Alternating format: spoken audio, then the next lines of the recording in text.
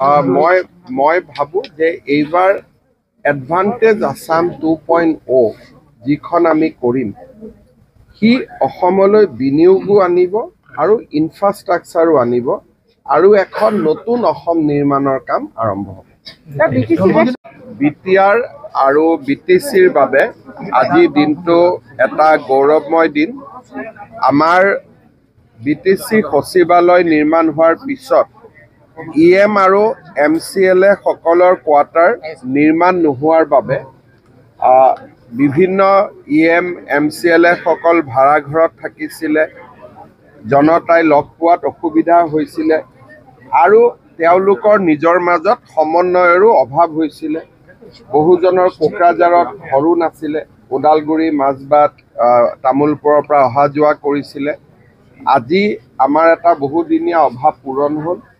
20টা EMৰ quarter হ'ল, 30টা MCLA quarter হ'ল আৰু ভৱিষ্যতেও ইয়াক আৰু যদি প্ৰয়োজন হয় ইয়াক সম্প্ৰসাৰণ কৰাৰো ব্যৱস্থা ৰাখি থোৱা গৈছে।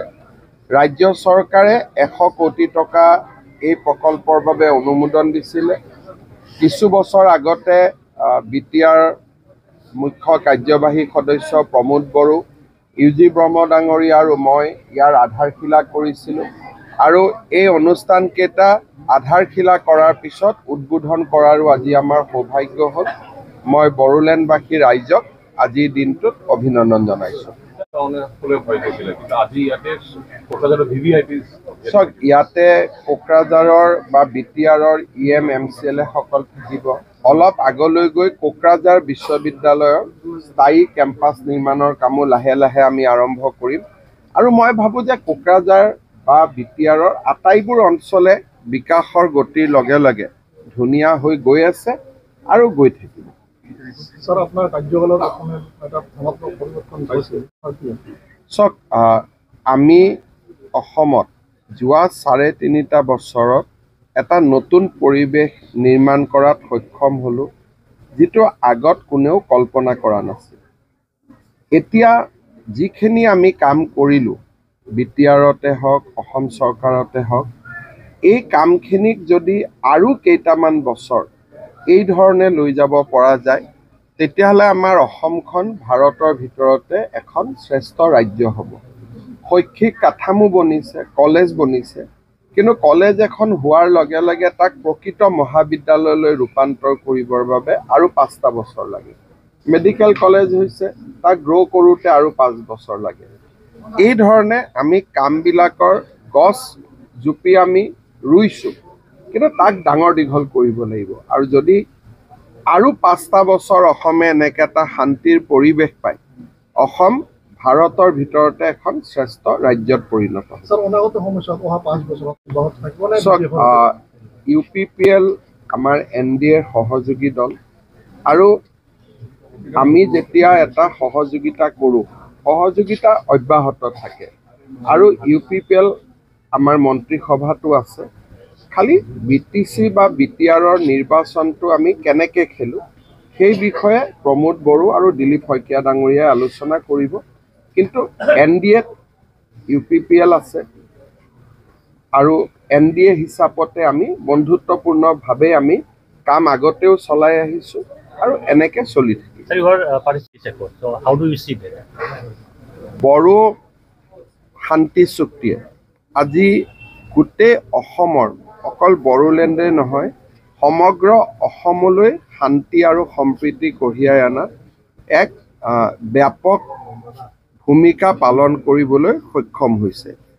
আজি আপোনালোকে মনত ভাবি চাওক যে 17 ফেব্ৰুৱাৰী তাৰিখে অসম বিধানসভাৰ অধিৱেশন কোকৰাঝাৰত অনুষ্ঠিত হ'ব, যিটো সময়ত অসমক বিভাজনৰ কাৰণে আন্দোলন কৰা হৈছিল। অসমৰ একতাৰ মূল প্ৰতীক বিধানসভাখনেই কোকৰাঝাৰত হ'ব। আৰু যদি বিধানসভাখনলৈকে চায়, তেতিয়াহ'লে তাত দেখিব যে য'ত এসময়ত অসমীয়া ভাষা তাত অকল একমাত্ৰ ভাষা আছিল, আজি তাত বড়ো ভাষা আৰু বড়ো কলা সংস্কৃতিয়ে গৌৰৱময় স্থান দখল কৰিছে। এসময়ত অসম বিভাজনৰ কথা কোৱা হৈছিলে, কিন্তু আজি অসম একতা থকাৰ লগে লগে বড়োলেণ্ড অঞ্চলত ভাবিব নোৱাৰা উন্নয়ন। এখন মেডিকেল কলেজ আছিল, এতিয়া দুখন মেডিকেল কলেজ। বড়ো একৰ্ড হোৱাৰ আগতে এখনো মেডিকেল কলেজ নাছিল। বড়োলেণ্ড বিশ্ববিদ্যালয় এখন আছিল, এপ্ৰিল মাহৰ পৰা কোকৰাঝাৰ বিশ্ববিদ্যালয়, য'ত এখনো বিশ্ববিদ্যালয় নাছিল, মাত্ৰ গুৱাহাটী ইউনিভাৰ্চিটিৰ এটা কেম্পাছ আছিল, তাত আজি দুখন বিশ্ববিদ্যালয়। যিবিলাক কথা আমি কেতিয়াও ভাবিবও পৰা নাছিলোঁ, শান্তি চুক্তিয়ে আজি বড়ো অঞ্চললৈও বিকাশ আনিছে, প্ৰগতি আনিছে আৰু অসমৰো শ্ৰীবৃদ্ধিত অৰিহণা যোগাইছে। গতিকে বড়ো চুক্তিয়ে যেনেকৈ বড়ো লোকসকলৰ আশা আকাংক্ষা পূৰণ কৰিছে, সেই ধৰণে বৃহত্তৰ অসমৰো আশা আকাংক্ষা পূৰণ কৰিছে। Is a milestone in the development of Assam. The Bodo agitation was started with demand for dividing Assam. But on 17 February, Assam Assembly will have its session in Kokrajhar, the capital city of BTR, which symbolizes the unity of Assam. But at the same time, if you look towards Assam Assembly, earlier Assam Assembly was primarily known for Assamese language. Today, Bodo language is taking a proud place in the transaction of business in Assam Assembly. If Bodo people is asking for development, that development is now not only in papers, it can be seen. There was not a single medical college before Bodo Accord. Now we have 2 medical colleges. There was no university. Today there is 2 medical colleges, road, 2 university, road, bridge, institution, peace, progress.